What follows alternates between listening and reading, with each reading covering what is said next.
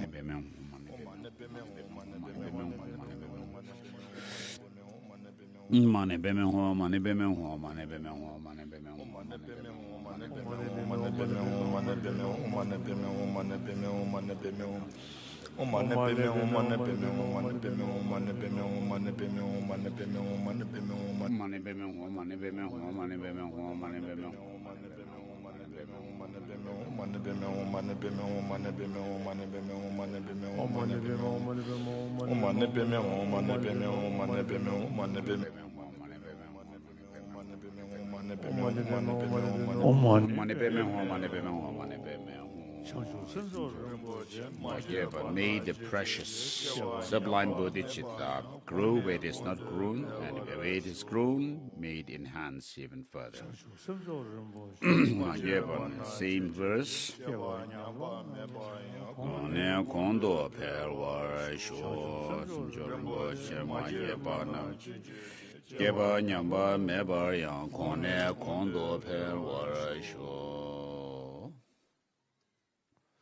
Oh yeah.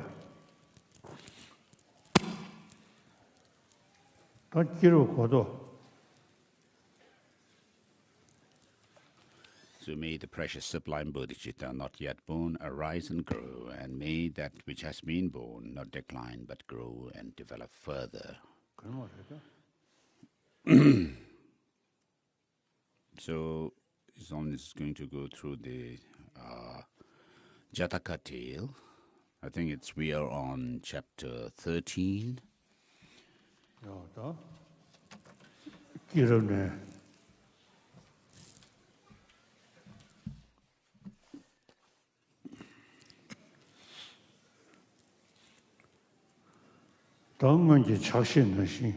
So as the tradition goes, I'll just read through this chapter. The virtuous are always reluctant to follow a low road, even when sick. With heavy sorrow, their constancy allows them to maintain a steady course. The Bodhisattva, during his many lives of striving to benefit beings by means of special qualities of truthfulness, generosity, tranquility, and wisdom, once took birth as a king of the Shimbis. Embodying the Dharma and self-discipline, he was able to secure the welfare of his subjects, much as a father cares for his children, influencing them to increase their virtuous qualities and to turn away from wrong actions. And so his subjects rejoiced both in this world and the next.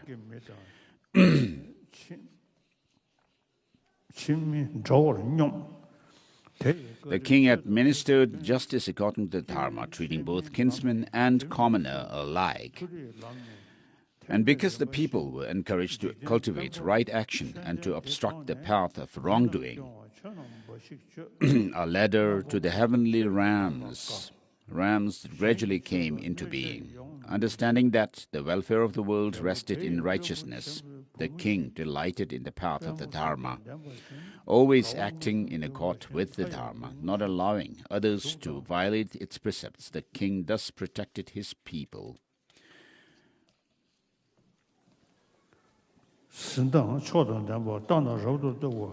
Now it happened that one of the principal townsmen in the capital had a daughter of extraordinary beauty, a maiden so exquisite that she appeared to be a goddess incarnate.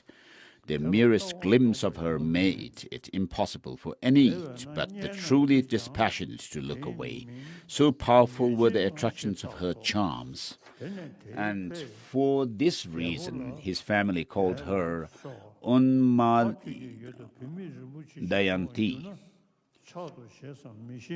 she who drives men mad. Needless to say, her father lost no time in telling the king of his daughter. "Your Majesty," he said, "the very pearl of womanhood has appeared in your realm. Pray, be so kind as to decide whether or not you will accept her as your wife." Forthwith, the king ordered a group of Brahmins well versed concerning the auspicious marks of women, to visit the maiden and determine her suitability as a wife. So the father of Unmadayanti led the Brahmins to his house, where they were to meet his daughter. Asked to attend on the guests, she began to serve them a meal in the proper manner. But no sooner had the Brahmins beheld her than they lost all control of themselves, as if their eyes and minds had been taken over by strong drink. Observing that the Brahmins had lost all interest in the meal, and that their modesty and composure were quickly slipping away, the householder dismissed his daughter from view and served the Brahmins himself. Upon leaving the dinner, the Brahmins spoke among themselves. Her charms enchant like a magic spell. The very sight of her would distract the purest sage striving for wisdom. How much more a young prince who lives in pleasure? It would be unwise for the king to see her, much less make her his queen. Her beauty would drive him mad. His interest in his duties, both religious and political, would diminish. No good would come of it, and in the end his subjects would suffer. Having thus made up their mind, they reported to the king, "We have seen the maiden, Your Majesty.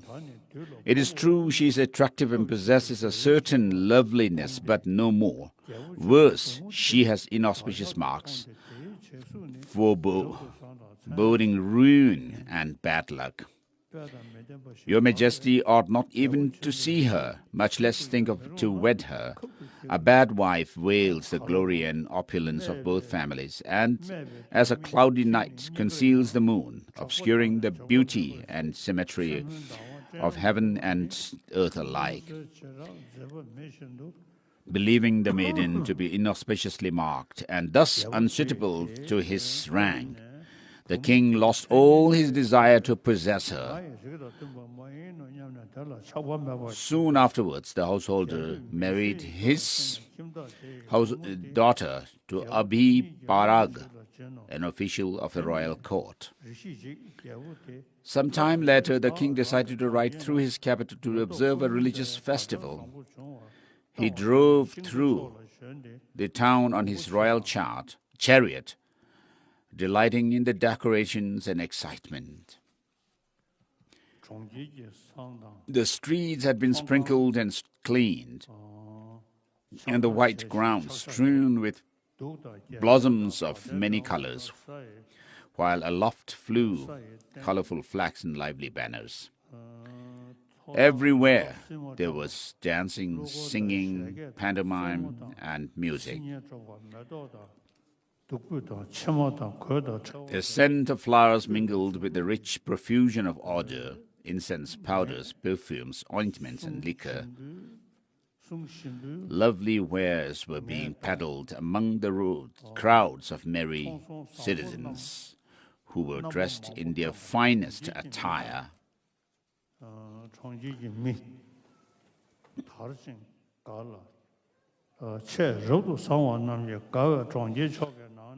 On his ride, the king neared the house of Abhi Parag.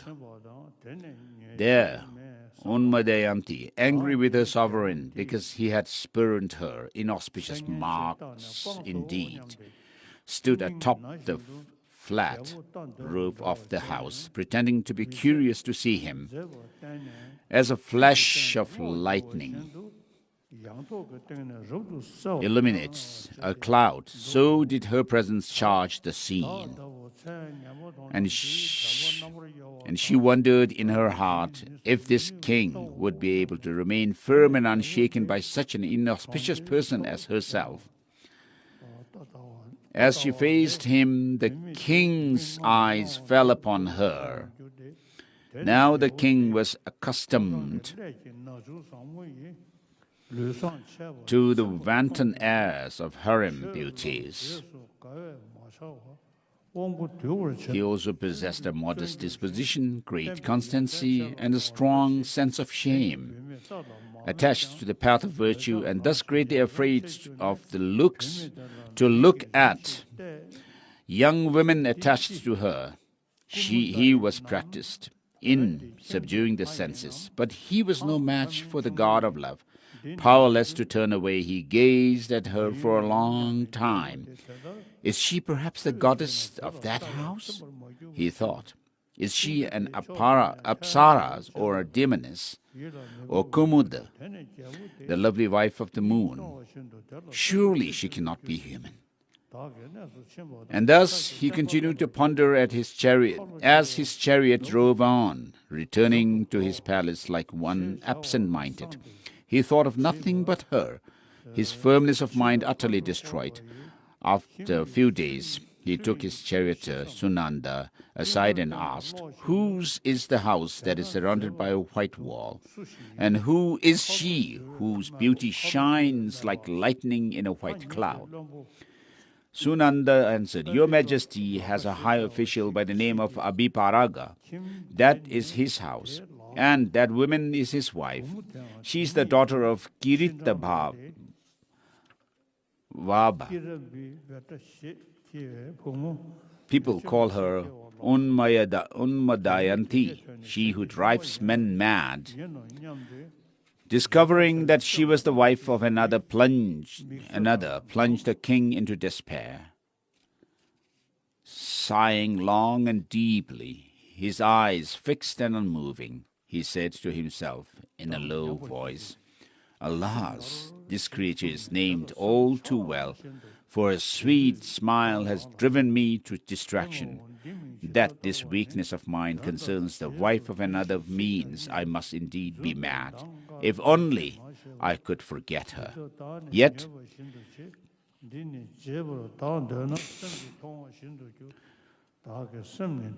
she is never far from my thoughts. She rules my mind. Shame has left me, and sleep as well.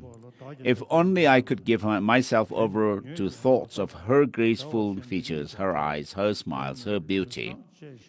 The gong striking to remind me of my duties arouses only my wrath." Thus was the king's constancy deeply shaken by the power of passionate love. Try as he might to compose his mind or disguise his state, his fixed and staring eyes, his emaciated body and languishing appearance manifested his heart's affliction for all to see.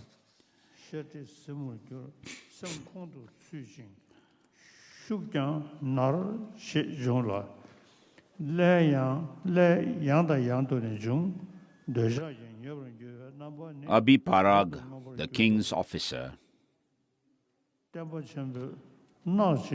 a skilled judge of character, soon observed the changed behavior of his sovereign. Discovering the cause and knowing well the excessive power of the god of love, he foresaw evil consequences unless some remedy were found.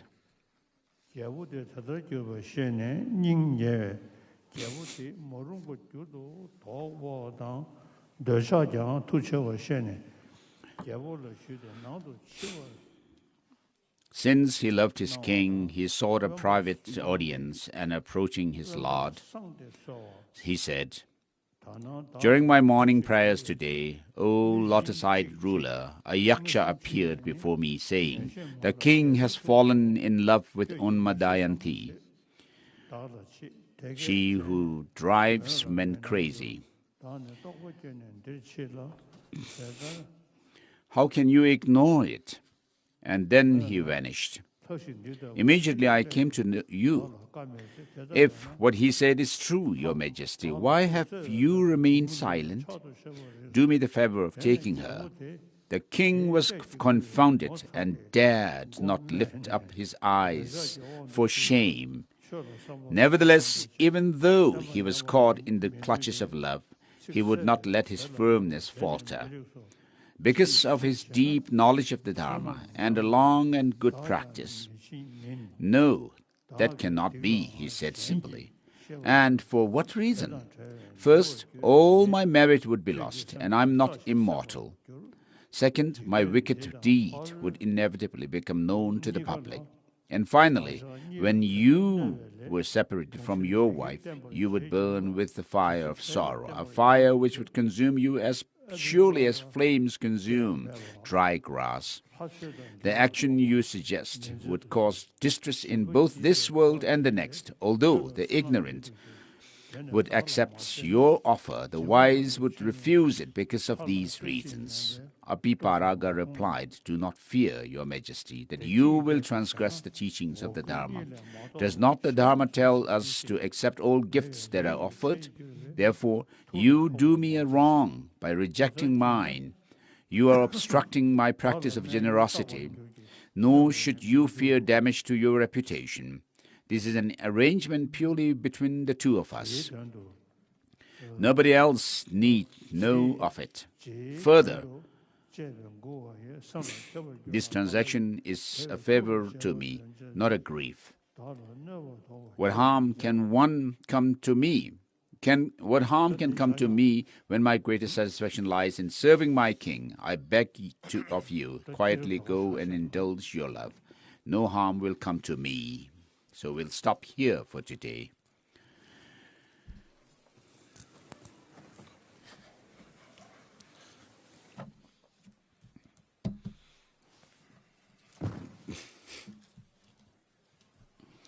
Chapter 13, page 41 I have in this book.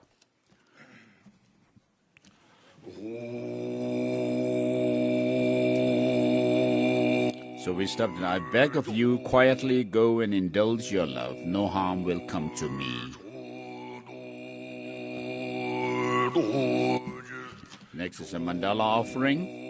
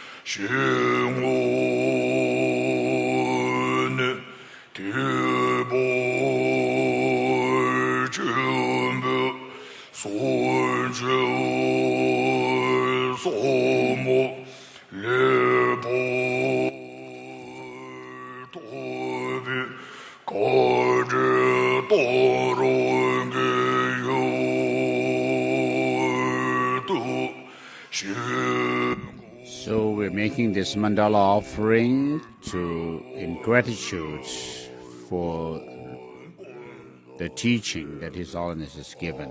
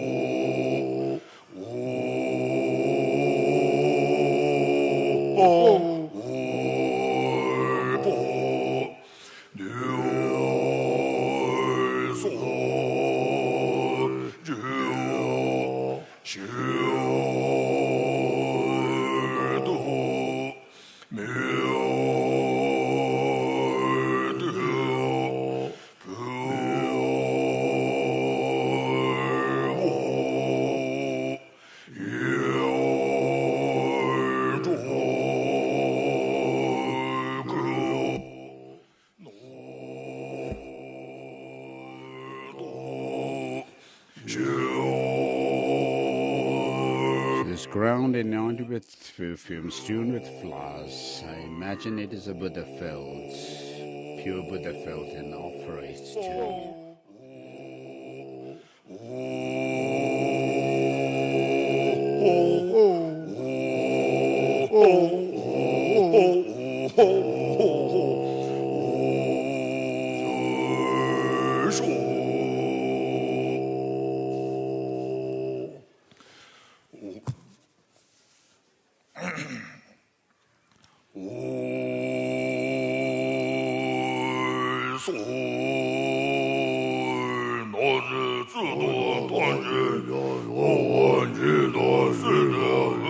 Concluding prayer for the flourishing of the Dharma.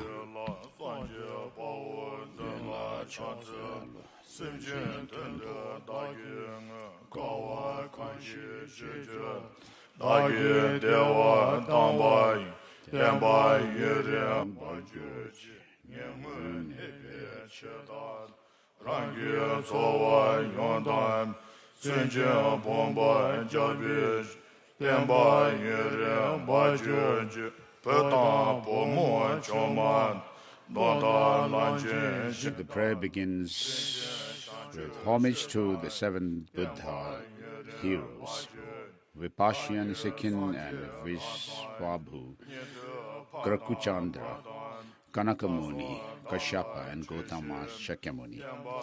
Through the hardships I have endured, formerly for being's sake, and through my renouncing pleasure, may the doctrine flourish long. Since I have given my livelihood for the sake of sick people, so protecting needy beings, may that doctrine flourish long. Through my giving my son and daughter, wife, wealth, jewels, elephant, and my chariot for awakening, may the doctrine flourish long. Through my giving honor to Buddhas and Pratyeka Buddhas, hearers, parents, and ascetics, may the doctrine flourish long.